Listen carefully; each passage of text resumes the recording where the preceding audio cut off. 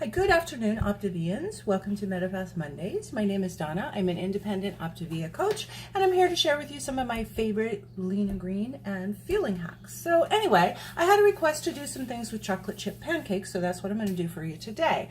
This is going to be like a chocolate cherry cake. I tried it the other day. It turned out pretty good, so, I'll share it with y'all. So what I'm going to use for this is, of course, a package of chocolate chip pancakes. And I just happen to have the Medifast ones. If you have the Optavia ones, that's fine too. It doesn't matter. And then I'm also, for this one, I'm going to use a dark cherry, chocolate covered cherry shake. So this will be, a chocolate cherry cake. So I'm going to put both of those in my bowl.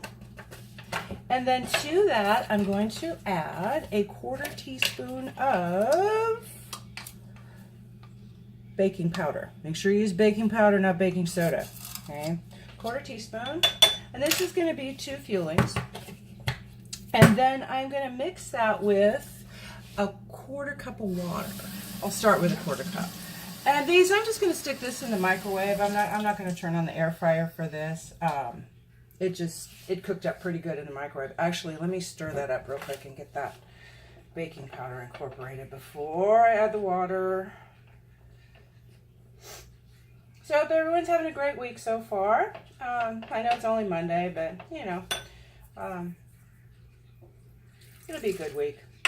I'm confident it will. So anyway, I'm going to add a 1/4 cup of water to this and just stir it up until it becomes the consistency of cake batter-ish. Come on. I'm trying not to spill it all over, but it's not really working out. Okay. There we go. So anyway, this is what the consistency you want it. It's a little bit thicker than cake batter. So because this is 2 fuelings, I'm going to go ahead and split this up into, I'll weigh it out and then split it into 2 so that I get 2 even ones and not just try to wing it and then microwave it. So anyway, I'll be right back. Let me weigh these out. Be right back.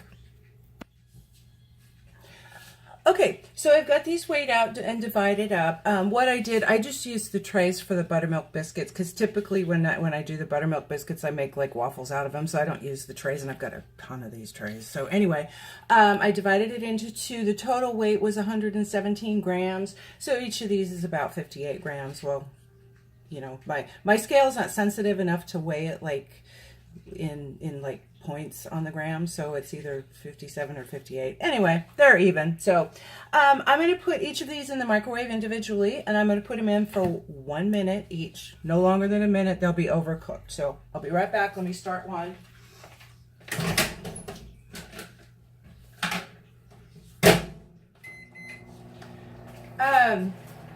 I didn't have a problem with these overflowing. It looked for a minute like they were going to, make a volcano, but they ended up staying in the tray pretty good. So, but just keep an eye on it, make sure that you're not having a volcano mess in your microwave, because the shit gets burnt in there and it's going to be impossible to clean off. Anyway, so what I'm going to use also in this, because I thought, well, there's not a lot of moisture in this, so it might be kind of dry. So what I'm going to add to this is some black cherry jello. This is the sugar-free. I got this at the Walmart. So, and this is a small box. So this is 4 servings. Yeah. So each it's 8.5 grams. So I'm going to weigh out 2 grams for each fueling of the jello, and then I'm going to divide that in half, and I'll show you why here in just a second. But let's get one of these out of the microwave first. Beep.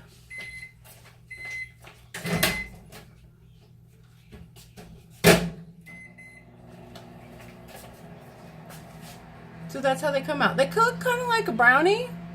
I don't know, it'll drop a little bit. But I'm going to let this cool, and then while that one's cooking, this one's cooling, I'm going to go ahead and weigh out my jello. And I mean, really, I don't think y'all need to watch me do that, so I'll be back shortly. Okay, so I've got my jello weighed out, so I have 2 grams of jello in each bowl. So I'm going to use 2 grams for each fueling. But what I want to do, because I'm going to make like a frosting type of affair, I'm going to split this in half, because half of it I'm going to use, I'm going to add some hot water to it, dissolve it, and then pour it over the cake. And then the other half I'm going to mix with whipped topping to make the frosting, icing, whatever you want to call it, the stuff that goes on top of the cake. Anyway, so I'm going to split these in 2. Don't worry about being exact. I mean, again, for some reason my scale will not weigh just 1 gram. It'll either do 2 or 3, but it won't go to just 1. But I'll get I don't know, it's weird because I'll get an uneven number when I weigh other stuff. So I guess it's just not sensitive enough to weigh 1 gram. So anyway, I've divided them each into 2 bowls. So again, I have 2 for each fueling. I've got my water heating up in the microwave. Meanwhile, what I'm going to do, I'm going to take a skewer, and I'm not going to use a pointed end. I'm going to use the blunt end of it, and I'm just going to poke holes in the cake, because I'm going to pour the jello, the cherry jello, over the top, so this gets down in the cake and gives it a little moisture. So poke, and you can do it if you want to do it in a pattern or whatever. It doesn't really matter. Make sure you get several holes in there so it flows through pretty evenly. So see, I don't know if you can even see the holes in there. Just poke a bunch of holes around. So I've got my water. Hopefully it's hot. Yeah, it is. So I'm going to pour a 1/4 cup of water in the bowl with the jello, and then I'm going to pour that over the cake. So, hang on, I lost my spatula.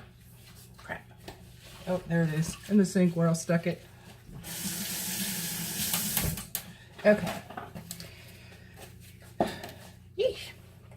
All right, so 1/4 cup of hot water into the jello to dissolve it, and just stir it around till it's dissolved good.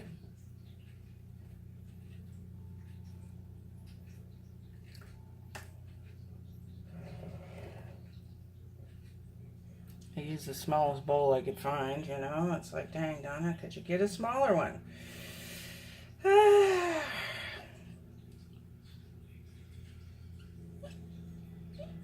And then what I'm going to do, because lesson learned from the other day, I tried to pour it from this bowl, and I got it everywhere. So I'm going to pour it in something with a spout so that I don't make another mess. And, you know, but some of my jello ended up on the counter instead of in the cake. So, you know, it could have been a little more moist than it was. Anyway. Sometimes we don't think about things until we've done them wrong. So, anyway. So that's dissolved. You don't have to use black cherry jello, and if you don't have the chocolate cherry shakes, I'm sure you could use whatever kind of shake you have. I mean, I don't think it's just, this is what I happen to have. So anyway, I've got this now in my little, and I'm going to pour all of this right over the top, and hopefully not get it all over the place. And then that jello is going to, oops, sorry, I said a bad word. I've been trying not to. I really have. I've been making an effort to not be so cussy. So anyway, so now I've poured that over, and that's just going to absorb. So what I'm going to do is, after I get the other one done, I'll stick these in the fridge to where they cool all the way, and before we put the topping on. So I'll be back in a few. Don't go anywhere. Okay. So I've got the jello poured over both cakes. They're in the fridge cooling, and while those are cooling off, I'm going to go ahead and mix up the jello. So you should have 1 gram each in each bowl of the jello. So what I'm going to do is I'm just going to add a tablespoon of whipped topping to each of these, and then mix those up pretty good. And then we'll let this sit for a little bit, just so the flavors meld. And so just fold the dry jello right into the whipped topping. There we go. See, so it'll just kind of look like that. And then it will, it'll set up a little bit because of the gelatin in there. And make it spreadable on your little cake. So anyway, that. Ooh. So that's how it comes out. Okay. This looks like pink whipped cream. Anyway, so that's one, and then let me do the other one. Where's my tablespoon?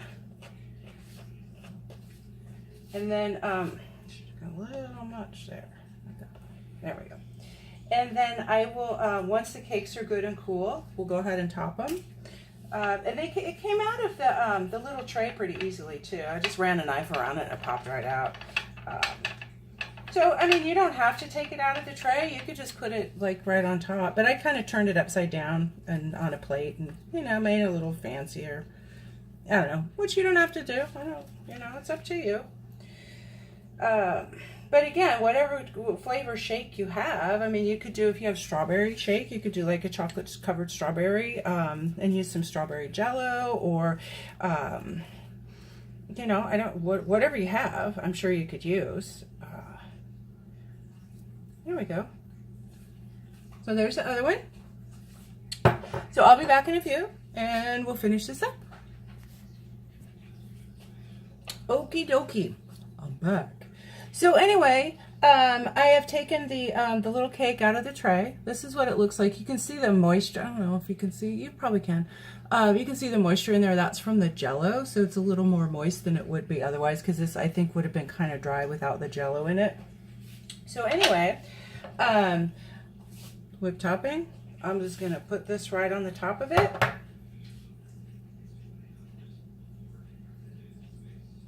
Kind of falling apart a little bit, but I don't care. I don't care. It'll be good still.